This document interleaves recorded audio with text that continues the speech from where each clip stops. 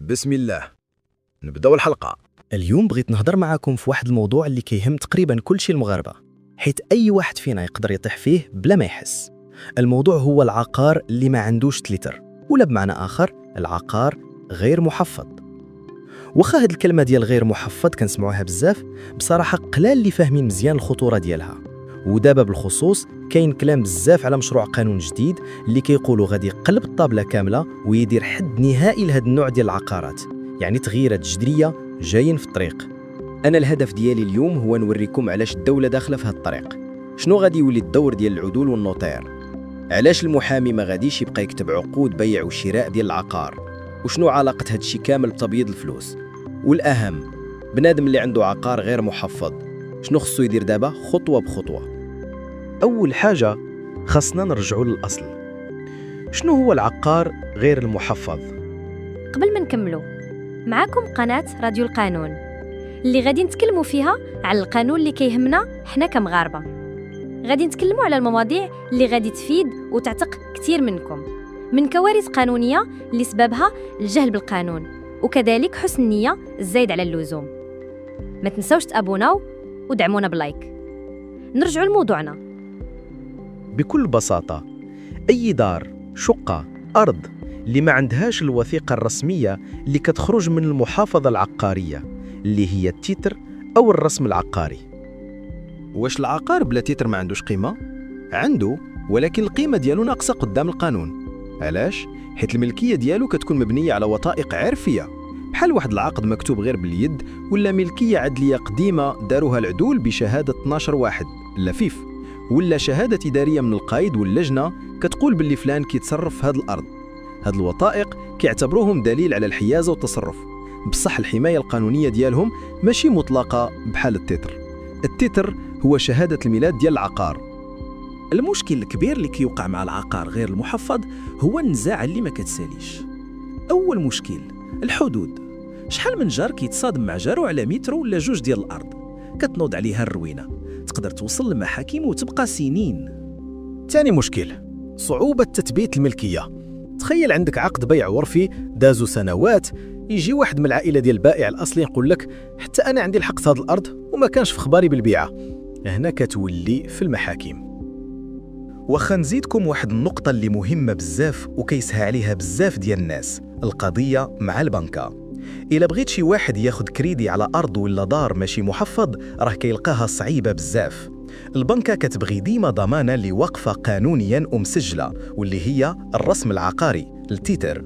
العقار غير المحفظ بالنسبة ليهم فيه الشك وما كيعطيش ديك الطمأنينة اللي كيبغيوها، وهنا كترفض في الغالب تعطيك القرض.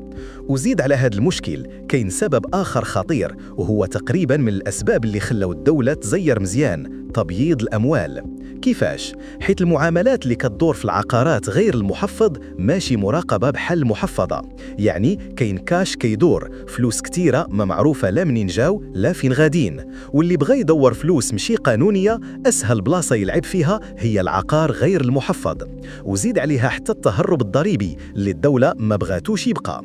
إذن شنو عندنا هنا؟ صداع مع الجيران، مشاكل في التثبيت ديال الملكية، عراقيل مع البنكة، وزيد عليهم تبييض الأموال والضريبة. هاد الشي كامل سبب ظهور القانون الجديد. دابا ندوزو للتغييرات اللي جاية. وزير العدل خرج وقال بالحرف واحد التغيير الكبير غادي يقع، وهو الدور ديال المحامين. المحامي اللي كنا متعودين نمشيو عنده باش يكتب عقد بيع ولا شراء ديال العقار خصوصا غير المحفظ غادي يفقد هاد الصلاحية.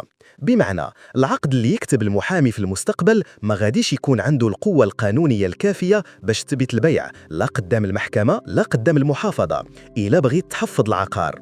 إيوه هنا غادي تسولوا واش المحامي غادي يتقصى من هذا الميدان كامل؟ الجواب تقريبا إيه، وغادي يخلي البلاصة للناس اللي عندهم الصلاحية القانونية الجديدة، العدول والنوطير. هادو بالضبط علاش اختارتهم الدولة، حيث عندهم آليات قانونية مضبوطة، كيتأكدوا من هوية الناس، كيتأكدوا من صحة الوثائق، وزيد عليها كيتحملوا المسؤولية القانونية ديال اللي كيكتبوه. وزيد الأهم ملزومين يصرحوا بجميع العمليات المالية، كيفاش؟ يعني كل بيع وكل شراء كيدوز عندهم كيتسجل عند إدارة الضرائب وكتمشي المعلونة حتى لوحدة معالجة المعلومات المالية. هاد الشفافية كتخلي أي عملية واضحة ومكشوفة، وبالتالي أي واحد بغى يغسل الفلوس ولا يتهرب من الضريبة يولي صعيب عليه بزاف. الدولة لقات في العدول والنطير واحد الضمانة ديال المراقبة والشفافية، ولكن هنا كيبقى السؤال اللي كيتطرح: واش هاد الشيء ما غاديش يعقد المواطن العادي اللي غير بغى يبيع دارو ولا يشري شي بقعة صغيرة؟ واش ما غاديش يزيد عليه المصاريف والإجراءات؟ هذه فعلا نقطة اللي خاصنا نناقشوها مزيان، حيث الهدف هو التنظيم والشفافية، بصح ماشي على حساب جيب المواطن اللي بغى غير يستافد من حقه في السكن الرئيسي ديالو. أكيد الإجراءات عند العدول ولا النطير كتكون مدققة أكثر، وممكن تاخد وقت أطول شوية من اللي متعودين عليه، وزيد عليها التكلفة اللي ماشي بحال عقد عند المحامي ولا الكاتب العمومي. بصح خصنا نشوفوا الصورة الكبيرة، داك الوقت وداك الفلوس اللي كتخسرهم بحال تمن ديال الأمانة القانوني. يعني كتدفع باش تضمن راسك العقد صحيح، الملكية محمية، والعملية كلها قانونية وشفافة. هاد الأمان في المستقبل راه يساوي بزاف كتر من داك المصروف الإضافي اللي غادي تخرج من جيبك دابا. وزيد كاين تغيير آخر مهم بزاف اللي كيتعلق بالتكنولوجيا. كاين هضرة على واحد كود بار لكل عقار غير محفظ. الفكرة بحال إلا بغاو يديروا لكل عقار كارت ناسيونال ديالو. هاد الكود ماشي غير رقم، لا، راه مربوط بقاعدة بيانات دقيقة: المساحة، الحدود الرقمية، شكون ملك العقار من قبل، كيفاش دازت الملكية من يد ليد، وكاع المعلومات اللي كتوضح التاريخ ديال داك العقار. المواطن، المستثمر، ولا حتى موظف في إدارة يقدر غير بالتليفون ديالو يسكاني هاد الكود ويبان ليه الوضعية القانونية والتاريخية. فين الفايدة العملية؟ بزاف. أولاً غادي تعاون المهندسين الطوبوغرافيين باش يحدوا الحدود بالضبط، غادي تنقص صداع صباح الخير جاري على الحدود، والدولة غادي يكون عندها خريطة رقمية شاملة للمغرب كامل. هاد الخريطة ماشي لعب، غتفيد في التخطيط العمراني، في الضرائب العقارية باش يتوزعوا بشكل عادل، وحتى في الكشف على أي تلاعب قديم وقع بالوثائق العرفية.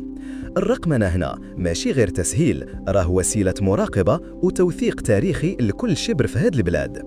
إيوا دابا نشوفوا كيفاش غادي يأثر هادشي على المواطن العادي. ناخدو مثال. الحالة الأولى: واحد عنده أرض ولا دار ورثها ولا شراها شحال هادي بعقد عادي، ودابا بغى يبيع. خاصو يمشي ضروري عند العدول ولا المطير، خاصو يكون واجد باللي الوراق ديالو غادي يتدققوا ماشي غير يتكتبوا مباشرة. خاصو يجيب كل شي الوثائق اللي عنده، حيث العدول ولا النطير غادي يدير البحث ديالو ويتأكد. خاصو يعرف باللي الثمن الحقيقي ديال البيع غادي يتسجل في العقد ومصرح به للضرائب. الفلوس غالبا غادي يدوزوا بشيك مضمن سيرتيفي باش يبقى الأثر واضح. الخلاصة: الإجراءات بزاف شوية وكيخص وقت، بصح النتيجة هي الأمان. الحالة الثانية: واحد بغى يشري عقار غير محفظ. النصيحة الذهبية اللي غنعطيك: ما تقبلش بعقد عند المحامي، هاد المرحلة صافي انتهت. البيع والشراء خاصو يكون عند العدول ولا النطير، وإلا غادي تعرض راسك للمشاكل. شوف أخويا، إلا جا عندك شي بائع وقال لك أجي نديرو غير عقد عند المحامي راه أرخص وأسرع، هنا خاصك توقف وتفيق، راه راسك كتلعب بالنار وممكن تضيع فلوسك كاملة. الرد ديالك يكون واضح: البيع والشراء خاصو يكون عند العدول ولا عند النطير الموثق. علاش؟ حيث العدول والنطير هما اللي كيتكلفوا بالبحث القانوني، ماشي غير يكتب ليك عقد والسلام، لا، قبل ما تعطي ريال واحد كتسبيق وقبل ما تصنع أي ورقة، الموثق ولا العدل اللي اختارتيه خاصو يخدم خدمته كاملة، يتأكد من تسلسل الملكية، يشوف هاد الأرض ولا الدار منين جات، شكون باع وشكون شرا من قبل، واش كاين شي نزاع عليها. هاد البحث هو الضمانة الحقيقية للشاري. ما تتزربش وما تخليكش العروض المغرية يغروك. الأفضل ديما إلا قدرت تشري عقار محفظ بالتيتر ديالو، هنا فين كتلقى الراحة التامة، حيث التيتر كيسالي الهضرة والشك كامل. من بعد هادشي كامل خاصنا نفهموا باللي الهدف ديال الدولة ماشي غير تعقيد الأمور، بالعكس كاين واحد الهدف الكبير واستراتيجي يدفعوا الناس كاملين للحل الوحيد اللي مضمون اللي هو التحفيظ. الرسالة واضحة، صافي، بركة من العشوائية، كل شيء خاصو يدخل للسجل العقاري الرسمي. يعني العقار غير المحفظ أيامه ولات معدودة، والهدف هو نوصلوا للتعميم ديال التحفيظ. والتحفيظ عنده قانونه اللي منظم العملية كاملة، كيبدا من المحافظة العقارية التابعة للعقار ديالك. إيوا كيفاش كتدوز؟ أول حاجة كتمشي للمحافظة وتحط مطلب التحفيظ، ومعاه الوثائق اللي كتبت الملكية ديالك، عقد شراء، شهادة إدارية، أي حاجة عندك. ثاني مرحلة هي الإشهار والتعرضات. المحافظة كتعلق إعلان في المحافظة نفسها وفي الجماعة، وكينشروه حتى في الجريدة الرسمية. الهدف إلا كان شي واحد آخر عنده حق على هذا العقار، ملكية، حدود، حق ارتفاق، يجي ويقدم اعتراض. عنده مدة قانونية محددة باش يدير هادشي. إلا سالت المدة وما كانش اعتراض ولا الاعتراض كان ضعيف، كنمشيو لمرحلة التحديد. هنا المحافظة كتعين مهندس توبوغرافي محلف كيخرج للأرض، كيقيس المساحة، كيحدد الحدود بدقة، وغالباً كيكون المالك والجيران حاضرين باش ما يبقى حتى لبس. كيترسم تصميم دقيق للعقار. المرحلة الأخيرة هي قرار المحافظ على الأملاك العقارية. كيدرس الملف كامل، يشوف التصميم ويشوف واش ما كايناش اعتراضات قانونية صحيحة. إلا لقى كل شيء واضح كيصدر القرار ديالو بالتحفيظ. ديك الساعة كيتسجل العقار رسمياً وكيتعطى للمالك التيتر، الرسم العقاري.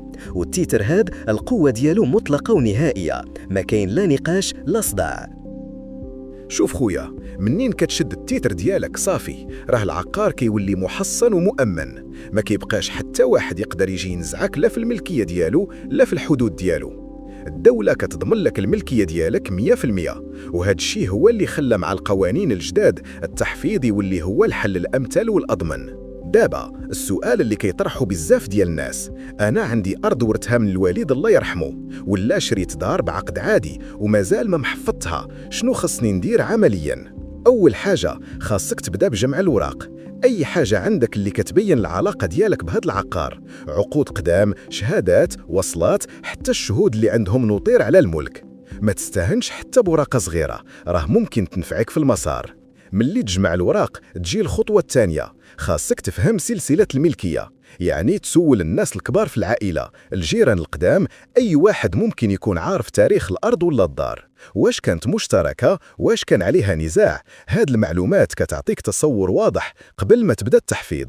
الخطوة الثالثة وهي مهمة بزاف، ما تمشيش بوحدك، سير عند العدول ولا الموثق اللي معروف بالثقة والكفاءة ديالو، وريه الوضعية ديالك كاملة بالوثائق، وخليه هو يشوف شنو ناقص، واش كاين شي مشكل قانوني خاصو يتحل، وشنو هي أحسن طريقة باش تبدأ ملفك. الرابعة هي الخطوة الحاسمة، دير مطلب التحفيظ في المحافظة العقارية، وما تبقاش تسنى ولا تقول غدا، راه التسويف هو اللي كيضيع على الناس حقوقهم. التحفيظ ممكن ياخد الوقت والفلوس، ولكن راه استثمار في الأمان ديالك وديال ولادك. بزاف ديال الناس تندموا حيت تعطلوا، وهذه نصيحة ذهبية. من هنا لقدام التعامل خاصو يكون غير رسمي عند العدول ولا الموثقين، والشاري خاصو يتأكد أن هاد الناس داروا الخدمة كاملة، البحث، تسلسل الملكية، الحدود، قبل ما يسيني ويخلص. راه المغرب غادي في طريق ديال إصلاح كبير في ميدان العقار، بحال واحد التحول المنظم، شفافية، حماية أقوى للملكية، ومحاربة الفساد المالي المرتبط بالعقار. بمعنى طريقة البيع والشراء القديمة بالعقود العادية بلا تحفيظ صافي ولا تسالات. ممكن يبان للبعض هاد الشي صعيب ولا فيه مصاريف زايدة، ولكن في الآخر راه هو الطريق اللي غادي يحمي حقوقك. بحال ما كيقولوا القانون لا يحمي المغفلين. والسؤال اللي كيبقى مفتوح للمستقبل، منين غادي يتعمم التحفيظ والرقمنة وكل عقار يولي عنده تاريخ رقمي واضح؟ واش غادي نكشفوا حقوق ضاعت ولا مظالم قديمة اللي كانت مخبية في العقود العرفية؟ هذه مسألة غادي يجاوب عليها الزمن. شكراً على الاستماع، ونتمنى تكونوا استفدتوا معنا اليوم، ونتلقوا في موضوع جديد إن شاء الله.